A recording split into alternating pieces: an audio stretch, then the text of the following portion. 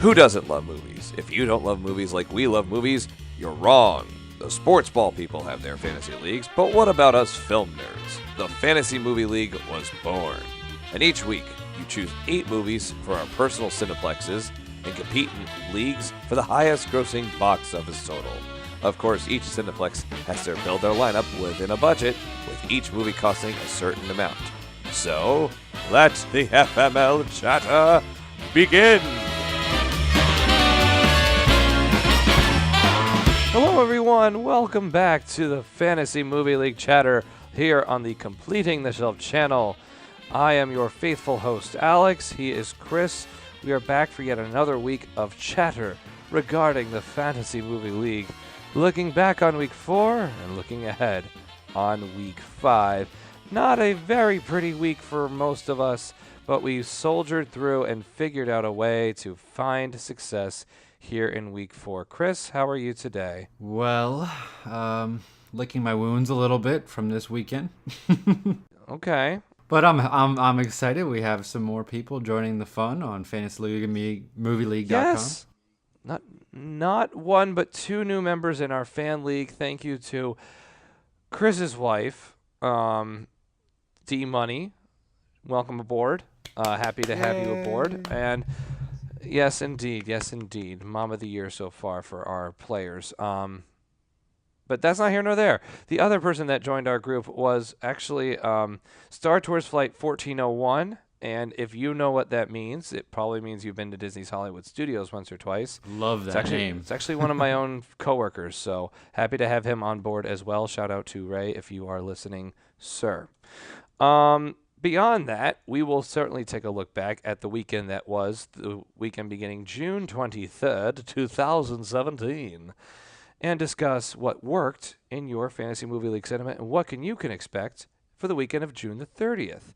So let's just dive right in, and I'm going to start by saying, and I usually don't do this, but me. Who was right? Me. All right. Have you ever seen Brian Regan's Me Monster skit? Me, myself, right, and then myself, right, me. I couldn't tell this one about I because I was talking about myself, and then me. I think I need to. That might be our task for the week is to have you look up Brian Regan's Me Monster skit because I feel good. like it's so good. Yes. Beyond that, I dominated this weekend and I took no prisoners and gave no quarter. Yes, pat myself on the back, build up my ego any more than I don't need to by hosting this lovely show. I will take any advice from the rest of you as to how to stay on this level of awesomeness. I somehow dominated the week with a box office consisting of $97.7 million of revenue. And that was thanks to me piling on the 47 meters down, which actually did better than my second choice movie, but we'll cover the totals later. If you chose, and not anyone in our league did, because we would have been talking about it and anointing them the Lord above for our group and the most holy of holy, you chose 1 Transformers and 7 47 meters down to give yourself a perfect Cineplex for the weekend. Again, we will never sit here and be able to tell you what the perfect play is. If we do that, we need to monetize this. You need to pay us to listen to this podcast. Go to patreon.com/completingtheshelf. Yes, PayPal, search for Completing the Shelf, and send the monies to us. We will never do that until we start actually winning every possible week, and I don't think we're going to have the means and ways to do that until we consistently rank number 1 each and every week. You know what? My thing that holds me back, I'm always resistant against just filling the majority of my shelves with one thing. I know. The most I've done is like 4 Guardians, I think. Know. I think I need to free myself up to do that more. I know. Because originally I had like 3 Wonder Woman and no Transformers last week. And I'm like, I'm nervous about that. Transformers. And you were right. The Wednesday or Tuesday opening really cut down on what it brought in the weekend. No worries. That's why we're here. Help discuss, help you figure out a plan to win each and every week. We'll discuss the successes and failures of the weekend as a whole for the 3 days covering the 23rd, 24th, and 25th of June. We'll begin at the bottom of the heap of your choosable flicks, if you will. It Comes at Night bringing in the rear and 15th position at $800,000. Two Blight, $930,000 was the premiere movie that we told you to fully avoid. I gotta interrupt. I did listen to a full hour and a half review of It Comes at Night because I wanted to know what's wrong with this, and nothing comes at night in the movie. Spoiler. So you watched the movie or saw the movie for an hour and a half? I listened to an hour and a half review of the movie. You could have watched it in the same length of time you listened to the review. Well, but then that's I would not have to here pay nor for there. it. But then there you go. It's a psychological drama, not a horror movie. And that's why people went to the theater and were like, this is not what I paid for. And then so word of mouth just didn't catch on. The reviewers at the Slash Filmcast said it was an excellently made movie, wonderful movie, disturbing movie, but not what people thought it would be. See, I hear the words psychological drama, and all I hear is Department of Motor Vehicles. Moving on. Book of Henry coming in 13th place, $948,000, still alive somehow, and still increasing theaters. We'll figure that out later. Megan Levy drops a spot to number 12. Beatrice at Dinner continues her rise up the weekend grossing charts, this time only giving 150% by even more theater counts adding on. This time she went from 77 to 491. Way to go, Beatrice. Yes. Thank you, Beatrice, if you faithfully chose the Salma Hayek flick. Guardians down a spot to number 10, $3 million there. $380,000 in its domestic overall. Captain Underpants down to spot as well. Pretty much all these went down one, but there's some that somehow went up, and we'll figure that one out in a second. All Eyes on Me, horribly down 3 spots. Only $5.8 million on the weekend. Pirates finished below that at 7, also in the $5 million range. Rough Night still not gaining any ground. Getting closer to its $20 million budget, but it might come down to maybe week 3 or 4 when it hits that finally. The Mummy falling 1 spot from number 4 to number 5. Replacing it at number 4 was 47 meters down, $7 million, and that was your bonus performer of the week based on its average price at the screen and its rake-in for the total box office gross. Does this kind of surprise you in terms of how it's kind of sustaining itself there in terms of being that sort of plus number for its average weekend gross based on, because it's only dropped 36% week over week for the weekend gross. And it's gaining screens. Yeah, it's gaining screens.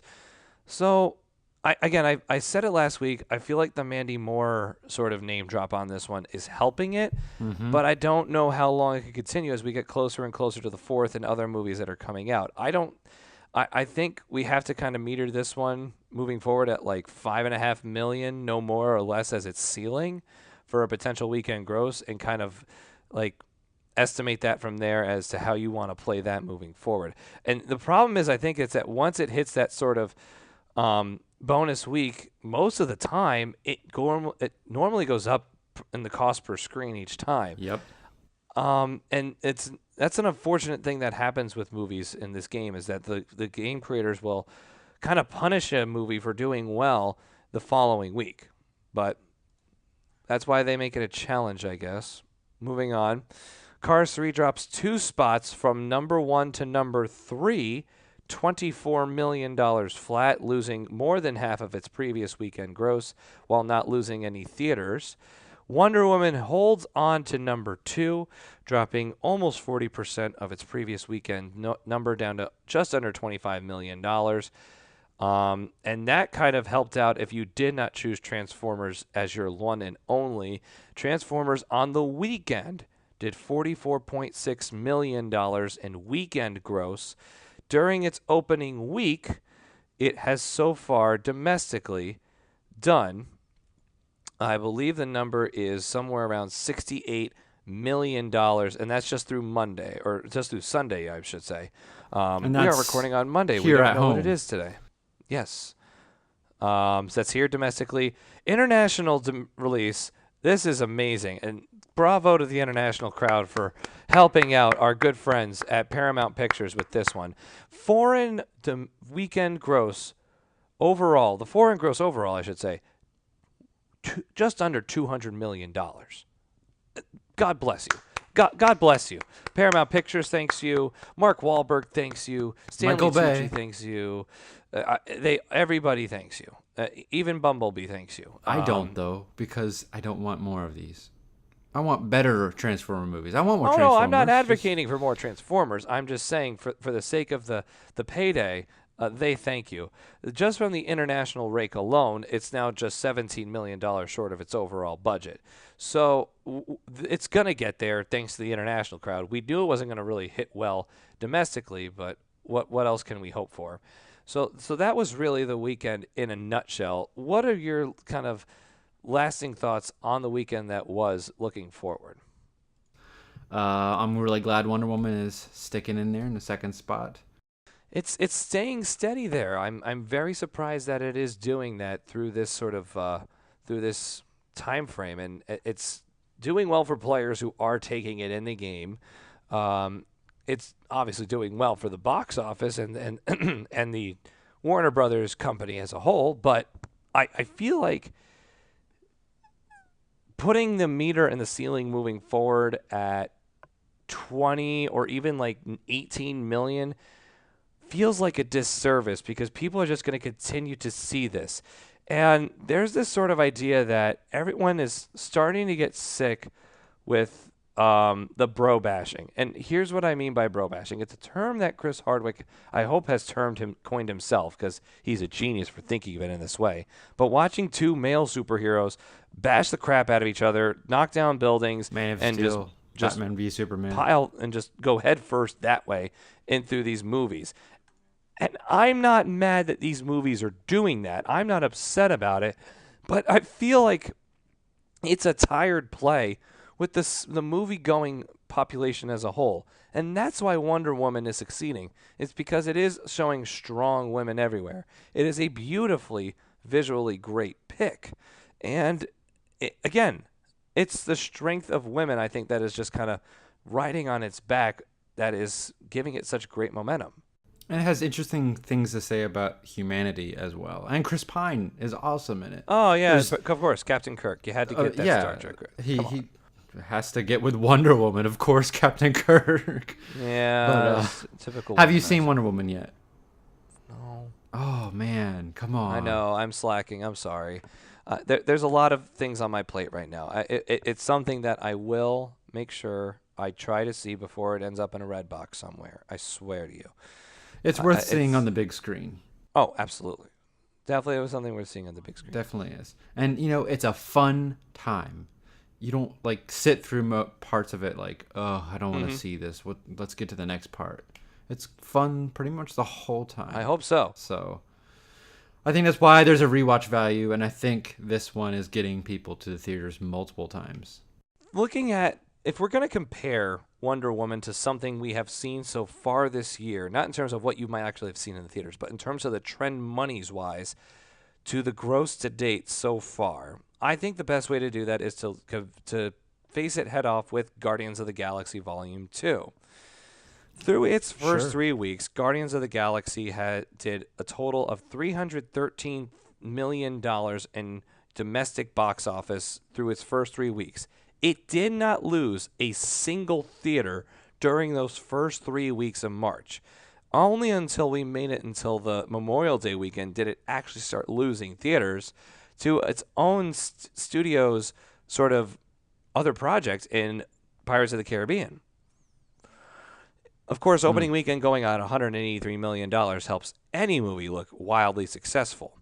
The drop, though, was huge, going from 183 to 83.5. If you look at Wonder Woman, it starts out at 147.8, only drops to 86. So second week, Wonder Woman did much better, albeit by $3 million, but as a percentage, it still held on versus Guardians had a much bigger drop-off. And again, this was something that we kind of looked at and said that second comic book adaptation sequel movie kind of always had that 55 to 60% drop off week to week from opening to second week, because it is that mindset of I have to see it first, and they don't want anyone else to see it before them. But we look at Wonder Woman over the 3 weeks. Statistically, percentage-wise, it has slowly lost its sort of weekly and weekend gross by a smaller percentage than its Guardians of the Galaxy counterpart. Now, just looking at how we play our game on the weekends, obviously that's a much smaller dip for in terms of physical monies from Guardians to Wonder Woman. But I think Wonder Woman, again, is getting that help by being so, I wouldn't say so utterly different. It's a superhero movie. It's got great action. It's got great visual. But it's a much better story. Would you agree to that, Chris? Than Guardians? Yes. Oh, I don't agree with that at all. But it is serving a different audience, right? Right. I don't think it's as much relying on the humor that Guardians does in that regard. But Guardians has a story in it too, and character development, and a heart to it as well. I mean, you could see that. I mean, there's parts of Guardians that you want to expect the punchline. You want to expect the fun gag, the fun laugh. I don't know if I'm sitting here expecting that from Wonder Woman. Exactly, but you still get it, and that's why it's sustaining itself in the theater, right? There's a lot of really funny scenes, and there's a lot of scenes that take their time and build the joke for the punchline. But it's not like a fast and one and done punchline like in Guardians. They're slow and just very relatable punchlines about. They're just one. I don't want to give anything away because you haven't seen it. Nope. But I wouldn't say that one is better than the other. But Wonder Woman is remarkable because, like the original Guardians, we haven't seen something like this before. True. Right? Very true. When the original Guardians came out, we haven't seen anything like it. Unfortunately, once Guardians came out, the first one, then a lot of movies rejiggered themselves to have pop music in their soundtracks for no reason, like Suicide Squad. Even Star Trek Beyond, Paramount's like, oh no, let's fire everyone and let's hire a comedy writer to write it so it can be more like Guardians, and let's have music be the main key for them to defeat the bad guys. Are you saying you don't like the Beastie Boys? Let's just get it out there. I love Star Trek Beyond and the whole music thing. It's ridiculous, but it's saying art will destroy evil, and that's such a Star Trek message. So I'm cool with it.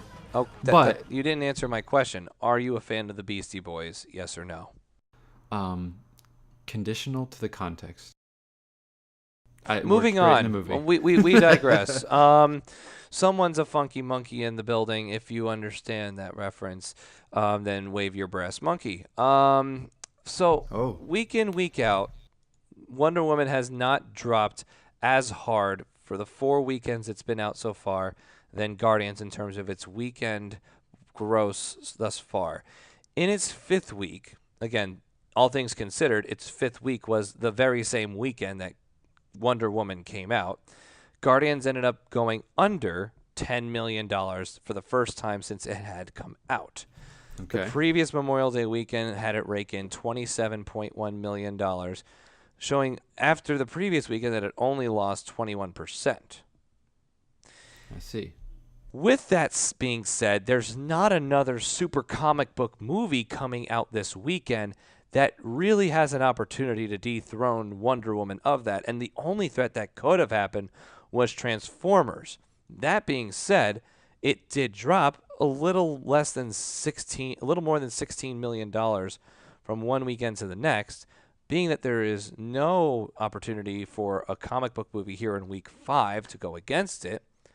She'll be pretty steady. Do you think I'm going to set the over-under at $14.5 million. What say you? Sounds about right. So you're saying it's a push at 14.5? Yeah. I feel like it could go over. It could go over. Maybe We'll talk about. I'm gonna go 20 million. 20 million. Ooh, that's a big. That's a big number. I'm going there. All right. I'd like you to be right on that number because that means Because you're going to go several times this weekend, right? Oh, I don't know if I'm going to go several times this weekend, but if I'm doing my maths right, Take the whole family. oh yeah, that might be nice. Anyway, just looking at that, we would advise you that might be an opportunity for you to pick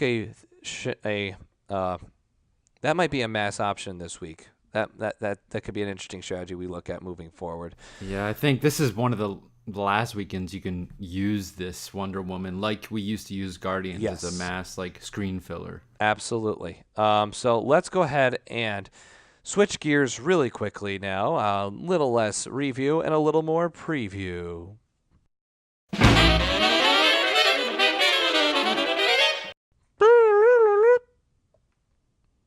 Was that the music? Yeah, sure. We'll do that. That was my attempt at making the fun big band noise that you heard just a moment ago. So coming out this week, we have another Wednesday release. Why? I like the movie that's coming out. That's my only problem. It looks really fun. It looks fun. And again, this one is really going to be a true evidence of the music pushing the movie forward. And I think that is why I think it's such an intriguing movie.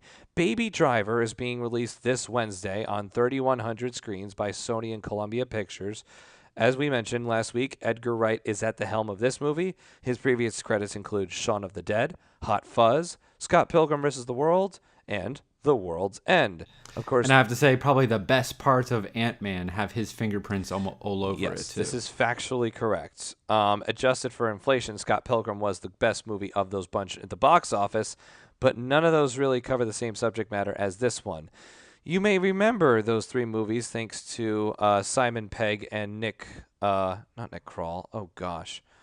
I'm going to see his face, and it's going to bother the pants off me that I'm not going to remember the sidekick in Hot Fuzz. Keep your pants on. Simon Pegg, and he was the main guy, and then there was that tubby little lovable Nick Frost. Sorry. Squirrel moment. Anyway, Baby Driver being released 98% on the Rotten rating Tomatoes. on Rotten Tomatoes. Looking See, good. that's why I'm intrigued by it.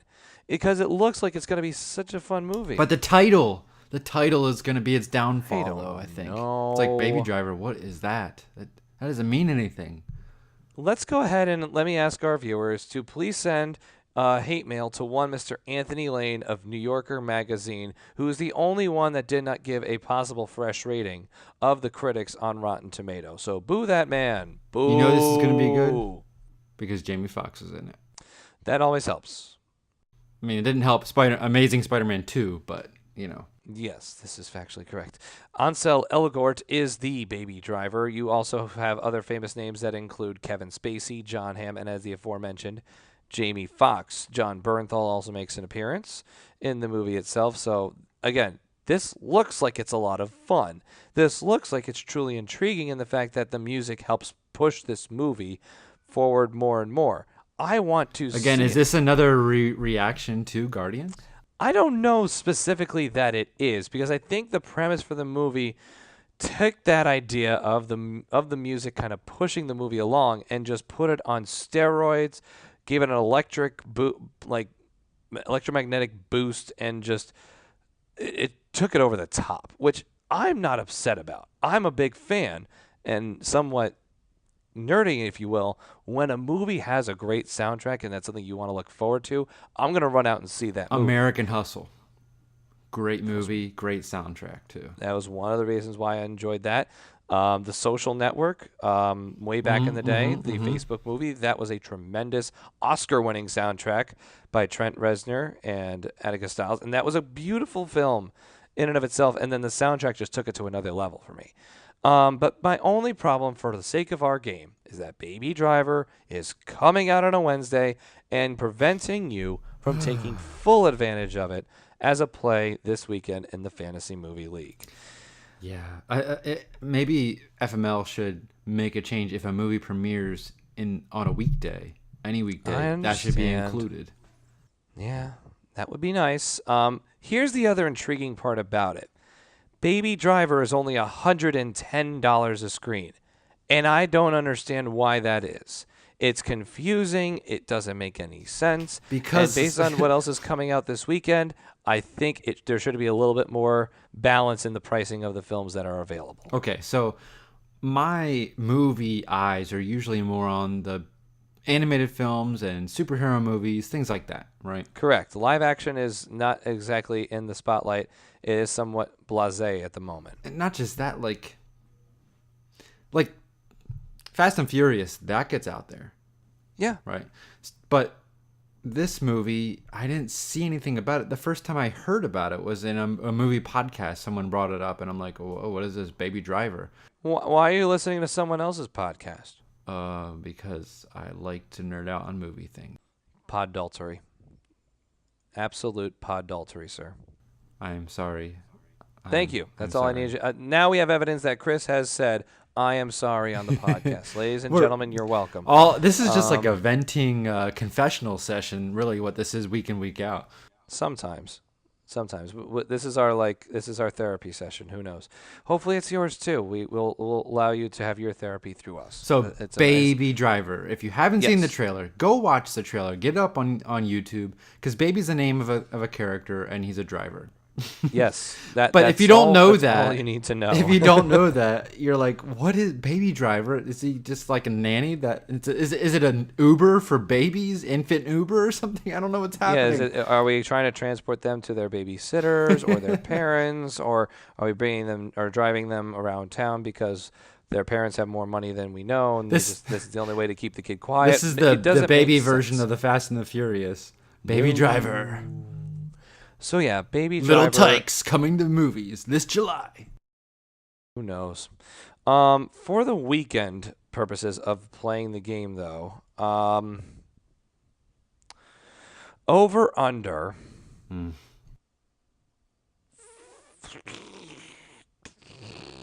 Gosh, this is so hard to gauge because I don't know how big and how hard people are going to go for it on Wednesday. That's my problem. I'm going to say 12.5 million for the weekend because that's how they're pricing it, to kind of hit only 12.5. But I have this feeling inside that you're probably going to get a number closer to maybe 18 or 19 if the mass and the people actually get good numbers on it and put good pub about it for the days ahead of Friday.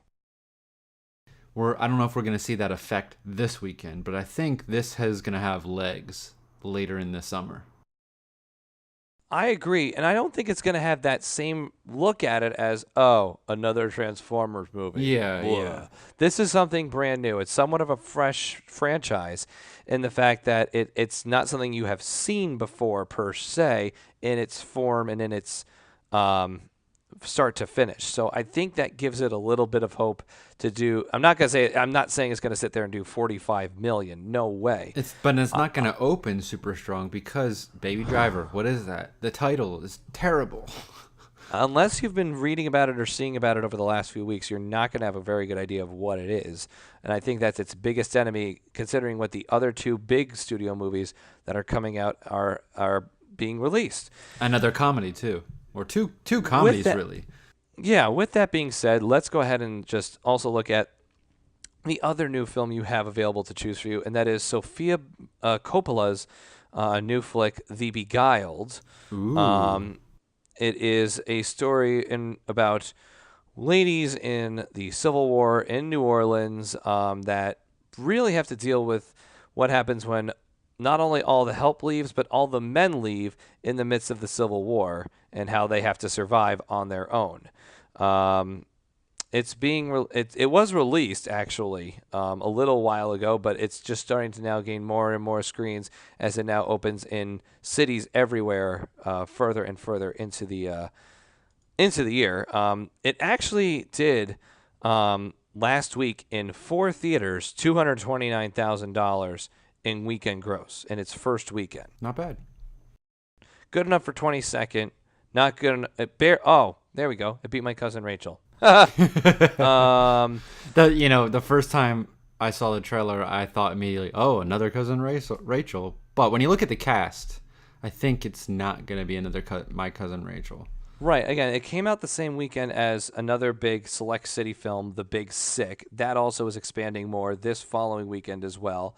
And it's not an option for us here in Fantasy Movie League, unfortunately, as much as I would like it to be, because it looks like it's a genuinely great movie.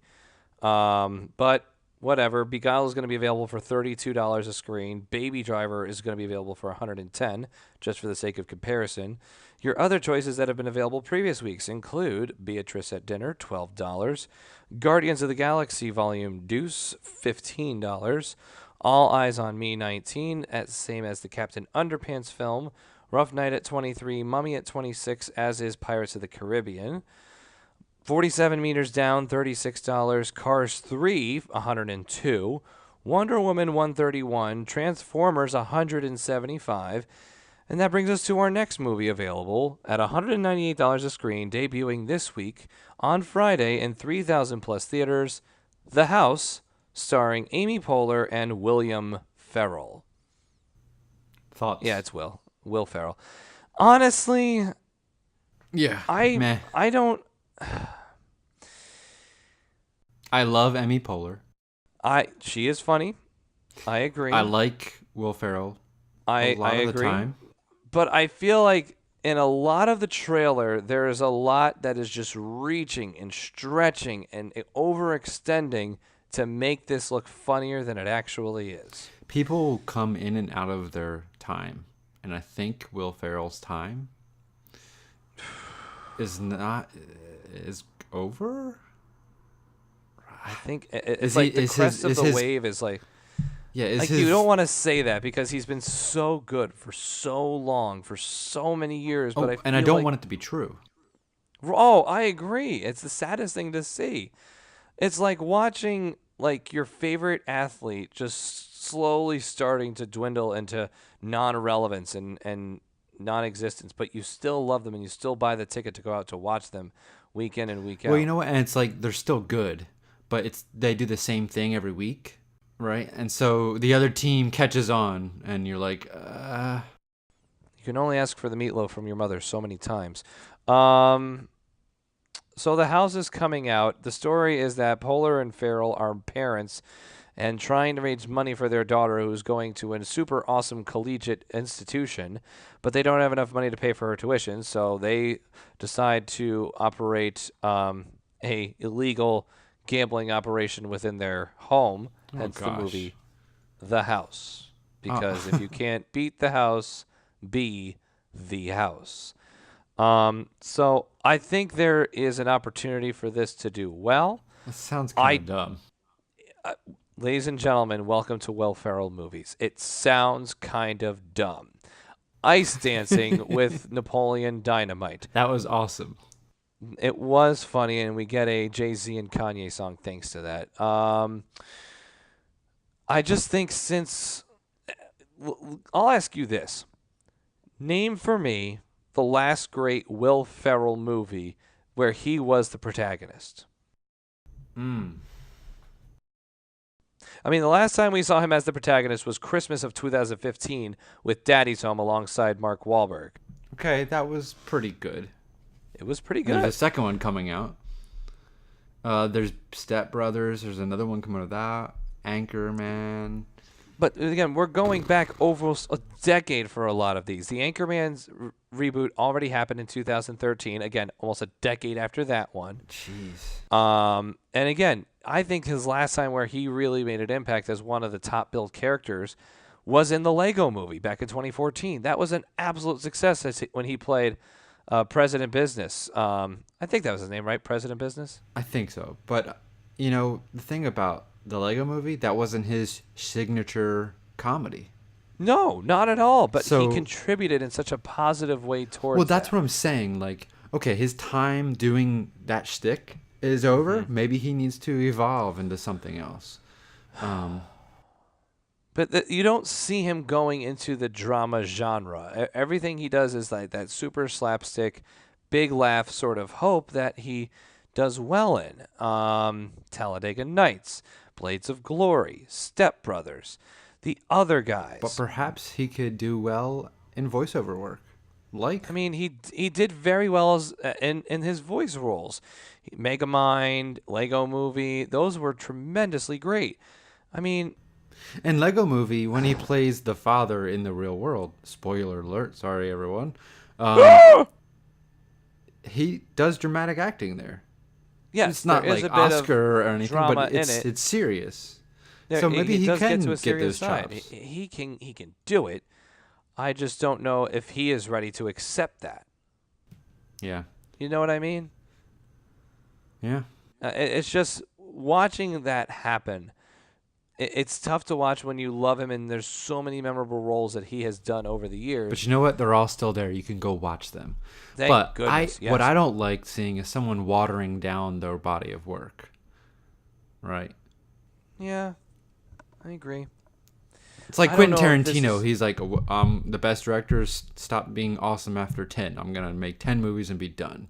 That's it. Yeah. He could probably No, make a lot more than 10 and be awesome, though. Yeah, he could probably go to 11. Yeah, I think so. Ah. Maybe just a short Anyway. film. So this brings up to my real big meat of the discussion for this week's show, and this is the movie coming out in, what was the number again? I think I didn't misread it. Over 4,300 screens, and that is the third movie in the Despicable Me franchise, Despicable Me 3. I have said this multiple weeks for multiple different movies, and I ask this to you all once again. Why? Why do we need another one of these movies? This is my Well- crotchety old man stump of the day. I don't understand why the movie creators, the creative minds in Hollywood cannot come up with an original idea for something new. Is it that hard to do in this day and age to come up with something so organic and so unique that it doesn't try to milk a cash cow into its death? Okay, well, hold on now. I don't really like this franchise, but this is something new. Despicable Me wasn't anything before the first movie, right? Despicable Me, in its opening weekend, did $56.3 million in 2010. Adjusted for inflation, it's 7 years, so it's not a terrible amount of inflation from here to there, but it wasn't exactly... It was a movie we saw. All we knew is that it was so fluffy, and then banana. That's the only thing I know. There are little yellow minions that had their own spin-off movie, by the way, which in its opening weekend did $115 million. And that was 2 years ago. Now, Despicable Me 2 premiered 83 million. So that's a And- significant jump. Like, I people know have that. become fans of this franchise that's growing. Now, Steve Carell, maybe like Will Ferrell, is he a selling name for a film anymore? I mean, Was he ever really? There are performances that I see Steve Carell in, like The Big Short, where he Oh, that was good. absolutely killed. But he did wasn't the very, star. very well there. No, but you saw him in a dramatic role, which was something very uniquely different. You saw him in The Foxcatcher 3 years ago, which was more of an independent film, but it was something uniquely different than what you saw him in. He also apparently was in the cast of in another independent film known as Freeheld. That also did very well. Cool. Cafe Society. Again, he is appearing in films where it's not always going to be the super big laugh role that you remember seeing him in Anchorman, Anchorman 2. Yeah, but if you've seen The 40-Year-Old Office, Virgin. you know he can emote. He's a great he kills actor. in comedy. He's fantastic in the role. But dramatically And he- as well. Right, and I feel like I don't see his wave really being as downward in a way compared to Will Ferrell's, because Steve Carell has done so many more projects. Yeah, where but he I don't has think- done well in a dramatic role. I agree with you 100%. I think, though, he's never found the height of Will Ferrell, right? I don't know if his bank account would agree with that. In general population reaction. right to his films. I mean, for every 4 Will Ferrell quotes, I will probably make 2 or 3 to follow it. I can understand that as the sort of measurement tape, if you will, to a notoriety of a comedy star. But again, I would rather have the versatility of Carell than just the knockout power of Me too. Will Ferrell, because I can put him in other opportunities to perform, and he is going to do well. Versatility. Yes. For the sake of Fantasy Movie League. Despicable Me 3. $840 a screen. Just killing me. For context, there hasn't been a movie that high like forever. I don't know another way to explain how this is such an overrating price-wise compared to what else is available that it hurts to want to have anyone select this. We, as the moderators and commentary of this show, politely ask that if you have any idea or inkling to choose this movie at all, do not do this. You do. Please don't. Don't. You're betting so much on one film, and I don't think it's going to give a return. I think this is going to do like Cars. And Cars in its opening weekend, just for context, this was 2 weeks ago, by the way. 53 million, right? Correct. Opening weekend, right. 53.6 million. I feel like it's not going to hit that low because there's so much of a better, unique comedy level to Despicable Me than Cars ever did. You never really wanted Cars to be slapstick, laugh out loud funny. You wanted it to be entertaining. Mater's great. But he wasn't the focus. It was the focus on Lightning McQueen and him being a racer and the whole racing and determination and not the charisma, but the stamina thing of never giving up and never quitting. Mater so was you're the saying Mater wasn't the driving force? For lack of better words, yes. He was not a driving force in a Cars movie. See what I did there? He did that quite well, yeah. sir. I've never had practice in that ideal. Despicable Me 3. I'm going to set the over-under at 75.5 million. Oy.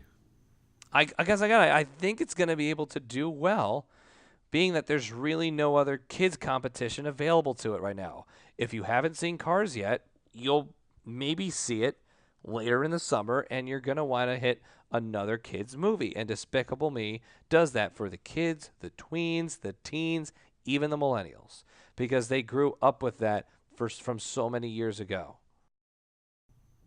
And now we get his long-lost brother, Drew. Gru and Drew, right. And they're going to perform one last criminal act or something together. I mean, it doesn't feel like it's been 7 years since the original, but in the same vein, we have a new president now, so things change. So $75.5 million, Despicable Me 3. You're going to go over or under? Oh, you make a compelling argument about it being a hot kids movie at this time, but also reaching up to the millennial crowd. Again, its previous opening weekends, it's done better than that since the initial release of the first film, and it's only grown. Given this is not a Minions 2, this is Despicable Me 3. I think you're right. I think I'm going at 70 million. Okay. I think that means it'll have a dip from the previous one, which makes some sense. Right. And again, I'm not sure if it's fatigue with the series and the subject itself. I think it's just there's so many huge spectacle films out that people are stingy with their money because tickets are so costly. Yep. I think if you have to pick and you had to save and budget your money, which, all Americans, we budget, you're going to save that money for Spider-Man. Mm-hmm. Because that's going to deserve the big screen feel more than an animated movie. Honestly, for weeks, you've continuing to keep telling me about this Spider-Man Homecoming movie. If it disappoints I don't get an upside-down Spider-Man kiss, I am walking out of the theater. Oh, well, get Jennifer on that. I'm kidding. Yeah, I'm not probably going to do that. That's a tired shtick. I'll save that for Toby and Kirsten, and they enjoyed that. And maybe that'll happen to Beguiled. She's in there. Oh yeah, that's true. She doesn't make an appearance in that, as does Nicole Kidman, Carl Ferrell, and Elle Fanning. Anyway, so looking at our cinemas, what are you going to place in your? Well, is the question now on me because I finished in number 1 this week? Everyone's gonna look to Yeah, me for Mr. my Wisdom. picks. Mr. Wisdom, I finished last. Well, no, you finished in 4th because Ray didn't pick anything. Yeah, so last in all the playing players. My wife in her first week killed me. I mean, She is a very smart kind woman, of. so, We knew that. yeah. We love She that made her about her. selections in like 3 minutes before running off to work. Bing, bing, bing, bing, bing. Done. Yep, that sounds about right. Smart. I am going to drum roll.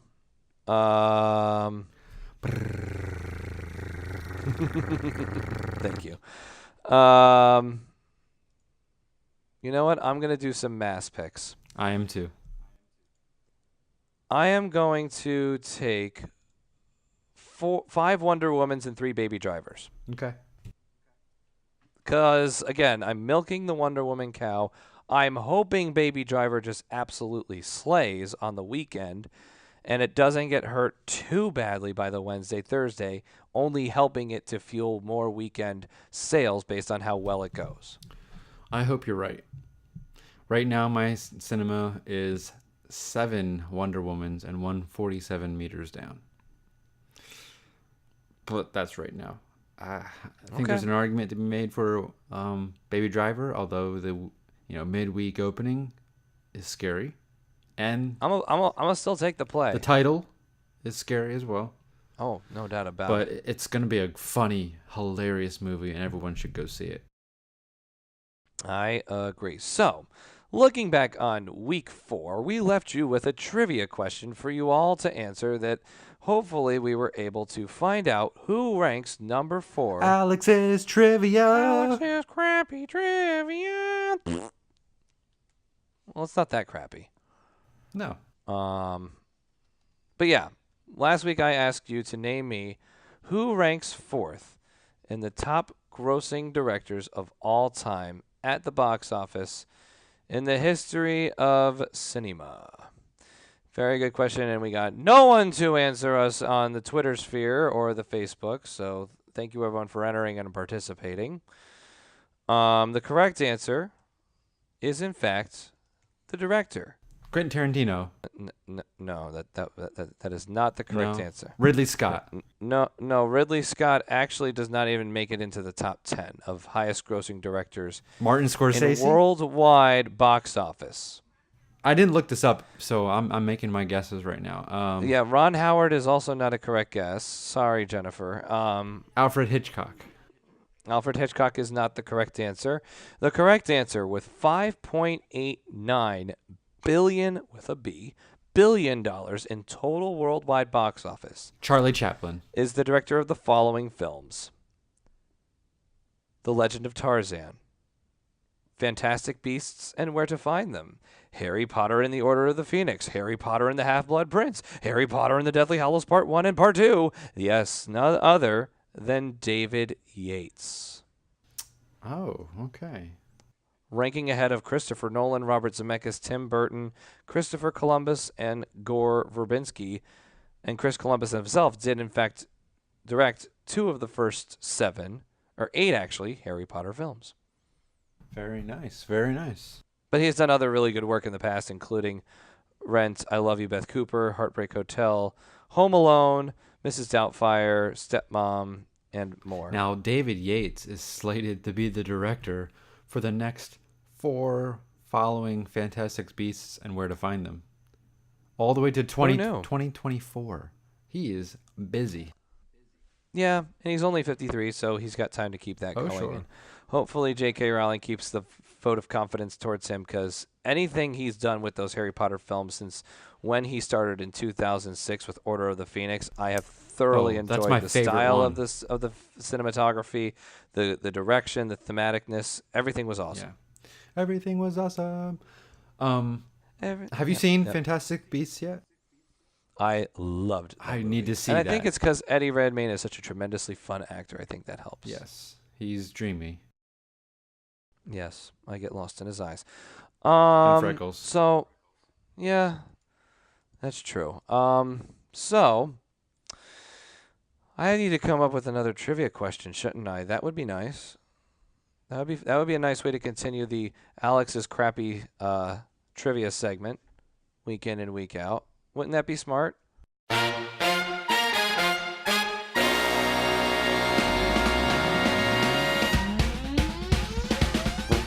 All right, for everyone, I figured out what our trivia question will be for the week of 4-5 here in Fantasy Movie League Chatter with us, Alex and Chris. That's us.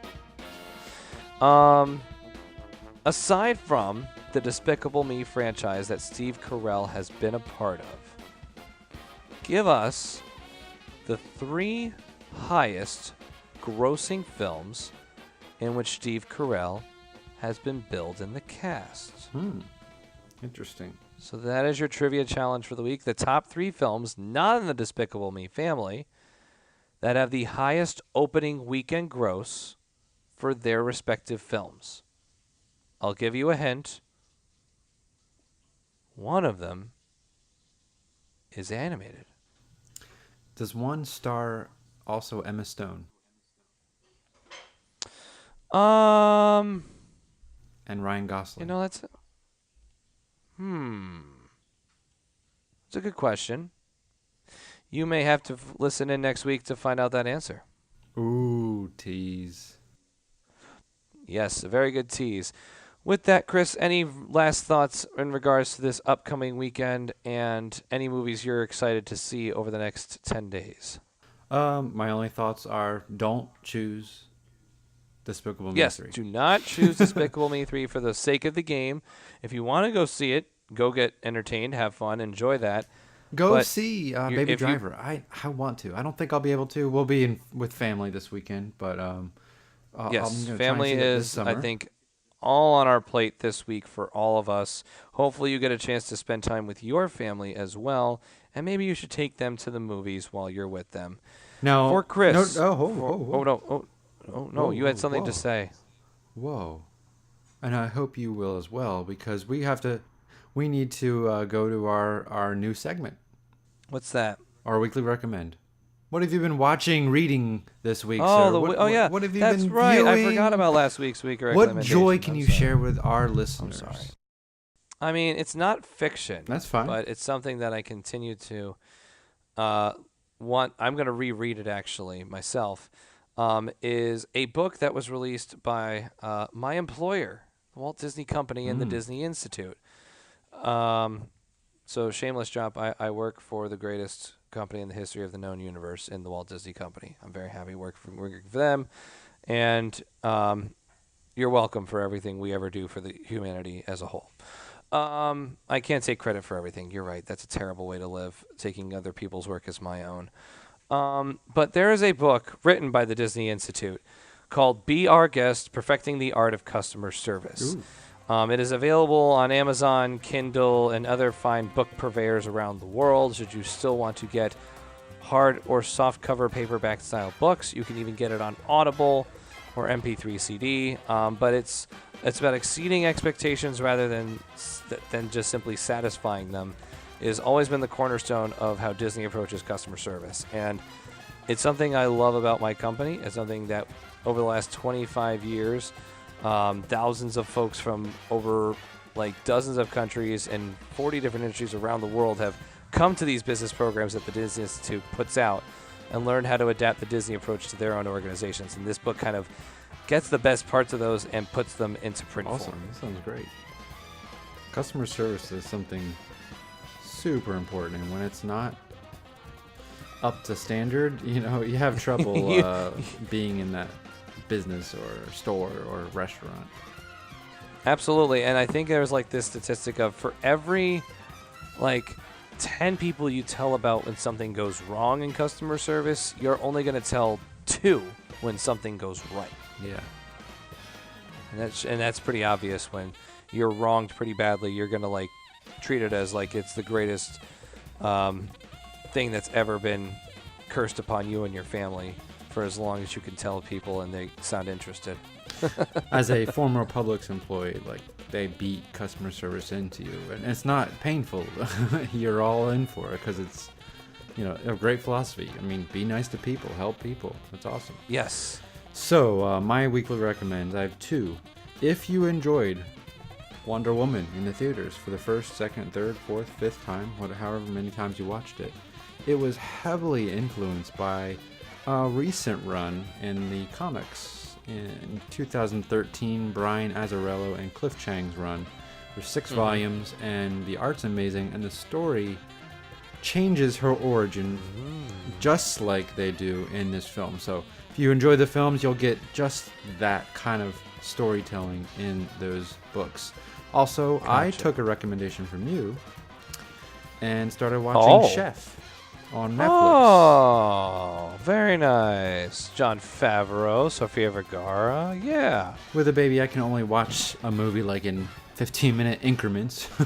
Yes. But I'm about halfway through, and man, it is amazing cinematography. Food porn out the wazoo. You just see him cooking all this food. You're like, oh, I need this. I need all of this. Yes. Yes, directed and starred by Jon Favreau, also with appearances by, as mentioned, Sofia Vergara, John Leguizamo, and Dustin Hoffman. Scarlett Johansson. Didn't know she was in it. Yes, ScarJo was even in it. ScarJo. ScarJo. Anyway. Your wife's listening. Yeah, she's behind me. Not at all. No, I didn't say anything. I love you, Jennifer, very much. For everyone. So next week it'll be a solo show of FML Chatter led by Chris. Yes, we'll celebrate and have the eulogy for Alex live on the show, brought to you through Chris.